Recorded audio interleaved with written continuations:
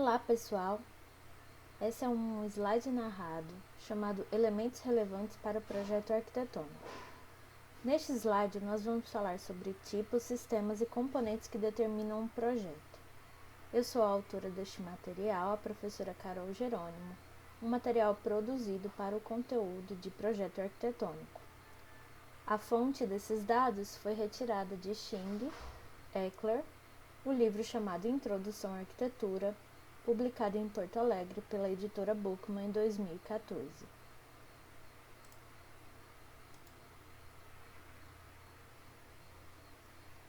Neste slide, vamos falar sobre relações entre uma composição básica que são estabelecidas por meio do posicionamento e da reunião de muitos componentes de arquitetura diferentes.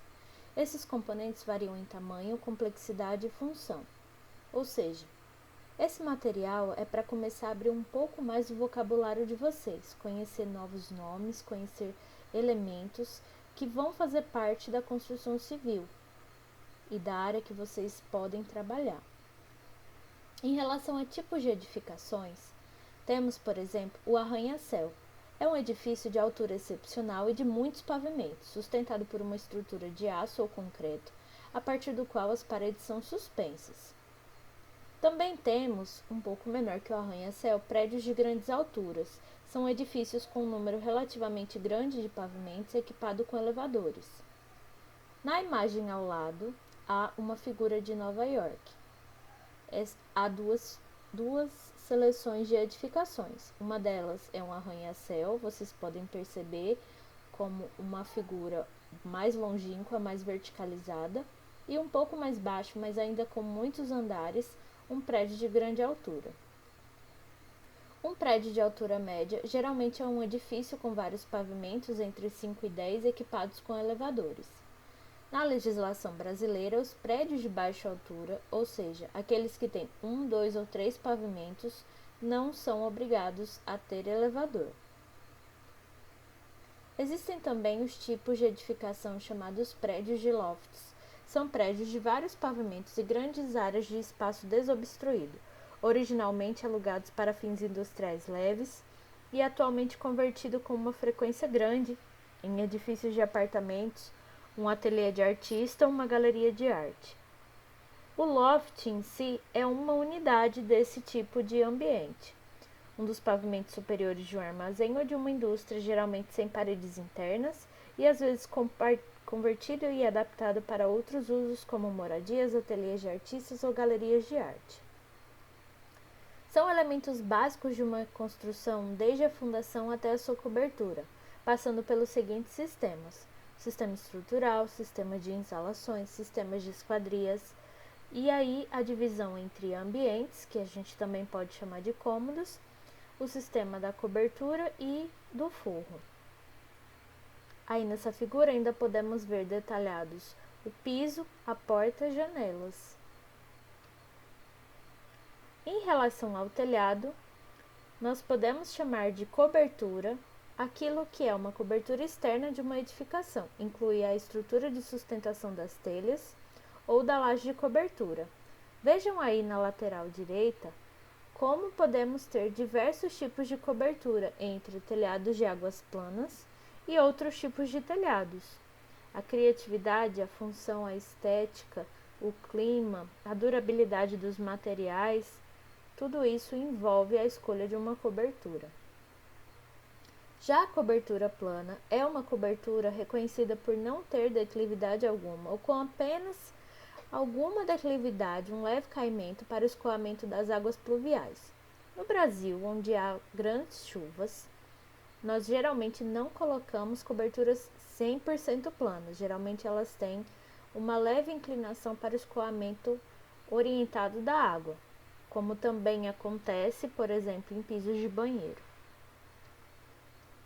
O telhado pode ter essa cobertura em águas, e aí a cobertura em águas ela tem uma certa declividade, e se ela for em duas águas, ela gera um frontão triangular, ou seja, é aquela parte da parede sob a cobertura invertente compreendida entre a cornice, os beirais e a cumieira. Também pode ser chamada em algumas regiões de oitão. e é chamado de empena, conforme a figura. Há algumas outras palavras que vocês vão conhecer sobre tipos de telhado.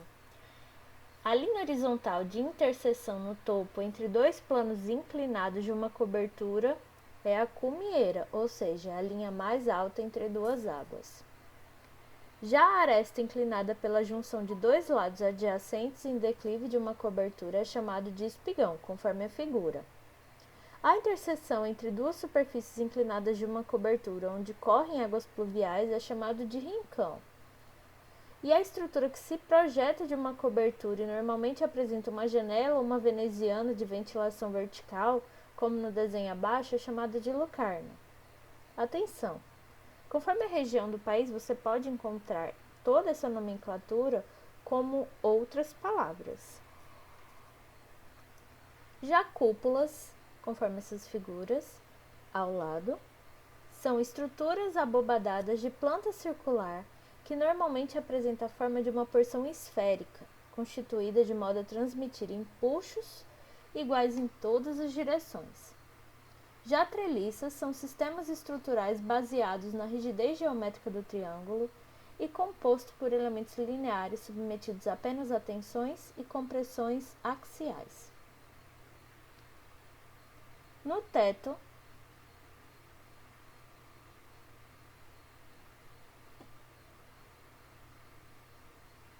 as superfícies ou revestimentos superior e interno de um ambiente, chamado de teto popularmente, e um teto de vigas é aquele onde ficam reveladas as vigas de sustentação, que hoje são encaradas como um estilo. O caixotão é cada um das séries de painéis recuados, normalmente quadrangulares ou octogonais, de um teto, um sofito ou uma abóbada. Também pode ser conhecido no Brasil como artesão ou caixão, como este exemplo. Não é uma utilização muito comum para residências, mas vocês podem encontrar. O teto artesoado, já ele pode ser um teto, um sofito ou parte de uma abóbada ornamentados com padrão de painéis recuados. Isso acontece muito em casas muito antigas, grandes mansões ou edificações sacras. O teto acústico é aquele teto formado por placas acústicas ou outro material absorvente de som. Ele pode ter o forro integrado, que é um sistema de forro que incorpora componentes acústicos, de iluminação ou de condicionamento de ar em um todo unificado. Essa parte pleno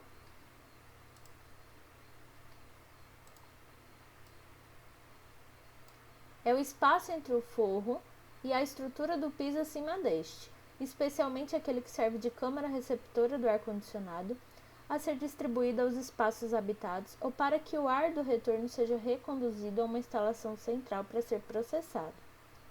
O forro suspenso é aquele em que há um rebaixo do teto a partir de um piso superior ou de uma cobertura, destinado a criar um espaço para tubulações, eletrodutos, luminárias ou alterar as proporções de um cômodo.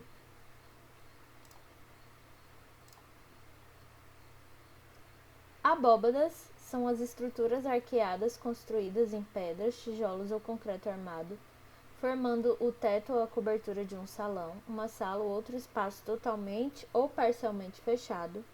Por uma abóbada se comportar como um arco que se estende em uma terceira dimensão, as paredes longitudinais geralmente são dotadas de contrafortes para anular os esforços da ação de arqueamento, que tende a ser um esforço que empurra lateralmente. Já a abóbada de berço são abóbadas de seção transversal semicircular. As arestas são cada uma das linhas ou arestas curvas ao longo das abóbadas que se entrecruzam e se interceptam. E os contrafortes são esses suportes externos construídos para estabilizar uma estrutura, mediante a oposição a empuxos para fora, especialmente em um apoio projetado, construído ou conectado a uma parede externa de alvenaria. Abóbadas não são muito comuns em residências hoje em dia. Geralmente vocês ainda vão encontrar em edificações antigas e principalmente nas sacras ou em grandes arquedutos.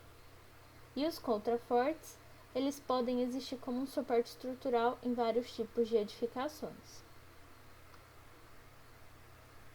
Nervura é cada um dos diversos elementos em forma de arco que sustentam uma abóbada nas arestas e que definem suas superfícies distintas ou dividem essas superfícies em painéis. Já a trama é a superfície formada pelas nervuras de uma abóbada nervurada. Em relação a cômodos, ou também chamados ambientes, podemos identificá-los como porção do espaço dentro de uma edificação, separada de outros espaços por paredes ou divisórias. Às vezes, essa divisão de ambiente ela é apenas sensorial, ou seja, uma mudança de cor, um elemento como um tapete, e aí você está mudando o ambiente. O alçapão é uma porta horizontal ou inclinada sobre uma escadaria que dá acesso a um porão, ou seja, é um objeto horizontal que vai criar acesso entre dois ambientes de forma vertical, como esse exemplo dessa cozinha que tem esse alçapão e desce para um ambiente no porão, que é uma adega. O porão ele pode se dividir entre um porão normal, que é um cômodo ou conjunto de cômodos destinado à armazenagem de alimentos, combustíveis, enfim, total ou parcialmente subterrâneo. Se ele for total, ele não tem nenhuma abertura para o lado de fora. E se ele for parcial, ele tem algum tipo de esquadria, alguma parte com contato com a área externa. Normalmente ele fica sob a edificação. Se ele for um porão baixo ou um depósito, ele tem uma inferior altura àquela que a gente considera como humana, ou seja, aqui no Brasil seria menos do que os 2,10, que é o orientado para a participação de um humano em um espaço. O sótão já é o ambiente diretamente abaixo da cobertura, especialmente em uma casa. No Brasil, não é muito comum utilizarmos porões e sótãos, mas se vocês assistirem vídeos sobre edificações internacionais, vão perceber que os porões e sótãos em algumas partes do mundo são bastante utilizados, inclusive como espaços de permanência, como quartos. Só para vocês aumentarem o vocabulário, existem, por exemplo, o pátio de entrada, que é esse tipo de plataforma elevada e provida de degraus, às vezes também coberto na entrada de uma casa. O objetivo é justamente marcar essa entrada. Existe o alpendre de entrada, que é um apêndice externo de uma edificação. Já neste caso, ele tem uma coberta. E existe o pórtico, que é um apêndice com teto, sustentado por colunas, frequentemente conduzindo até a entrada de uma edificação. O pórtico já é um tipo de elemento pouquíssimo comum na nossa cultura e na nossa arquitetura, porque ele tem uma ascendência grega e romana. A varanda, ou também chamado de terraço, é um pórtico grande e aberto, coberto e parcialmente delimitado por um guarda-corpo. Dependendo da dimensão da altura entre a área externa e interna, pode ser que não haja esse guarda-corpo, estendendo-se ao longo da fachada principal e das laterais de uma casa. Em algumas regiões do Brasil também é chamado de alpendre. Uma colunata é uma série de colunas espaçadas de modo regular que sustentam um entablamento, normalmente um dos lados da estrutura de uma cobertura. O terraço pode ser entendido como uma área aberta, geralmente pavimentada, ligada a uma casa ou um edifício que serve como ambiente de estar ao ar livre. E o deck é uma plataforma aberta e sem cobertura que se prolonga de uma casa ou de outra edificação. Normalmente, decks acompanham piscinas na parte do Brasil, mas vocês também podem encontrar a função do deck como um espaço para uma área de lazer.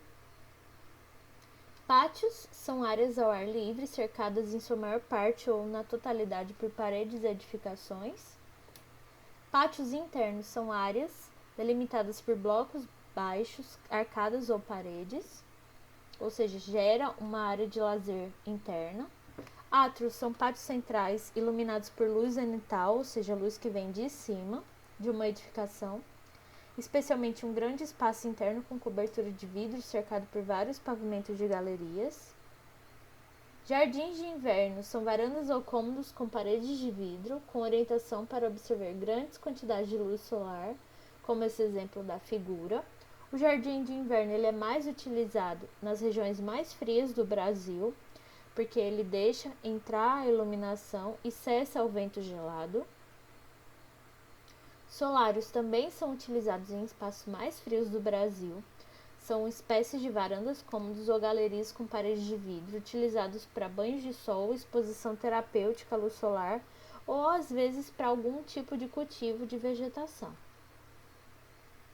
Em relação às paredes, podemos chamar qualquer uma das várias estruturas verticais que apresentam uma superfície contínua e que servem para delimitar, dividir ou proteger uma área.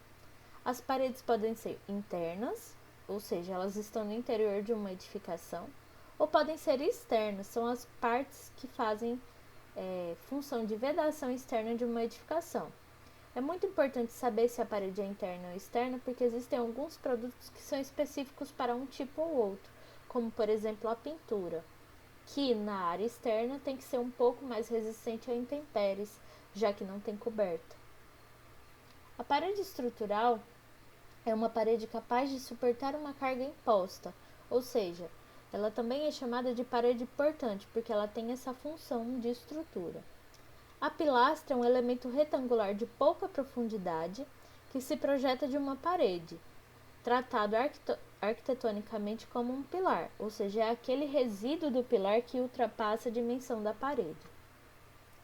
As vedações externas, elas são entendidas como a pele de uma edificação. São paredes e são coberturas. A parede cortina é uma parede externa totalmente sustentada pela estrutura de um edifício que não está sujeita a carga alguma, além de seu próprio peso e dos vidros. Geralmente, paredes cortinas, elas são produzidas assim porque têm outras funções, como, por exemplo, ser uma grande esquadria, como este exemplo da figura na lateral. As fachadas são frentes de edificações ou qualquer uma de suas laterais que dão para uma via ou um espaço público, ou para dentro da sua edificação, especialmente aquelas que se distinguem por seu tratamento arquitetônico, são as fachadas mais importantes. É chamada de fenestração o desenho, a proporção e a disposição das janelas e demais aberturas externas de uma edificação. E a articulação é um método ou modo na qual juntamos as partes que se mantêm nítidas e claramente definidas em relação à outra, como por exemplo essa figura da direita, que existe essa fachada de quina entendida como uma espécie de articulação, organizada para ser a fachada principal. Os tijolos são unidades de alvenarias feitas de argila, moldadas na forma de um prisma retangular no estado plástico e seca ao sol ou mediante o cozimento em uma fornalha. Ele pode ser chamado de várias formas dependendo do jeito como ele é colocado.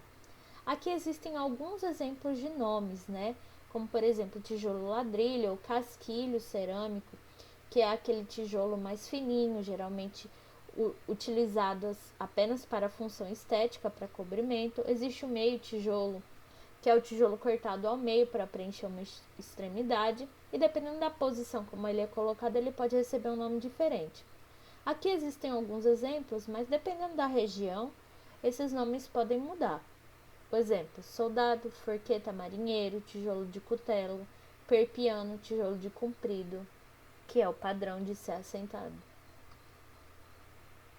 Em relação a revestimentos, paredes e tijolos, vou deixar aqui para vocês conhecerem um pouco mais sobre adobe, tijolo furado, taipa de pilão, cimento e concreto, que não fazem exatamente parte dessa nossa aula, mas que vocês têm que começar a adquirir esses conhecimentos básicos sobre esses materiais para a gente saber especificar no nosso projeto, já pensar considerando a sua estética, a sua função e todo potencial que esse material tiver junto a essa edificação.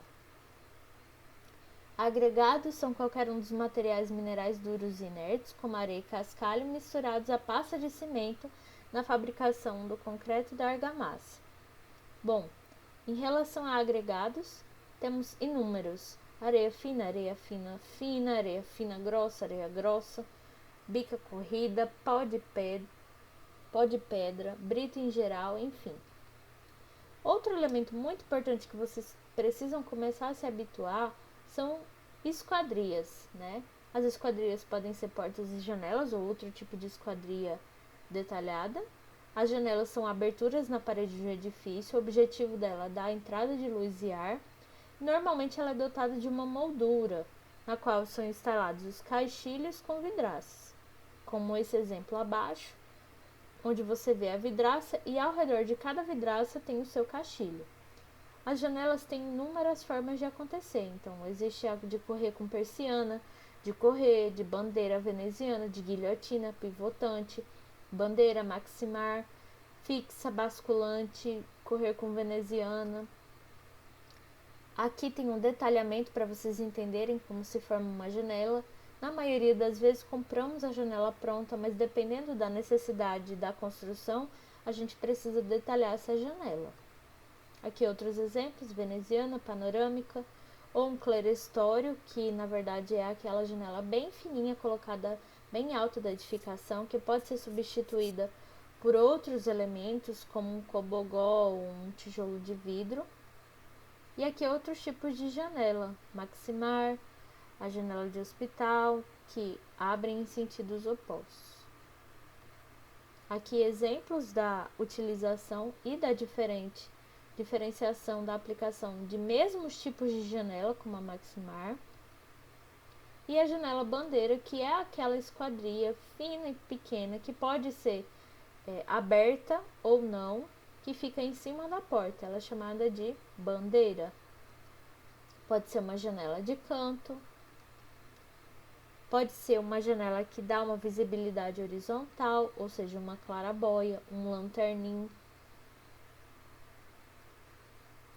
Pode até ser acompanhada de uma prateleira de luz ou uma bandeja de luz, que é esse dispositivo horizontal que a gente coloca numa janela alta para ajudar na iluminação do ambiente, onde a gente nem sempre quer abrir a janela toda por causa de grandes ventos, ou então por causa da insolação, que pode ser muito quente.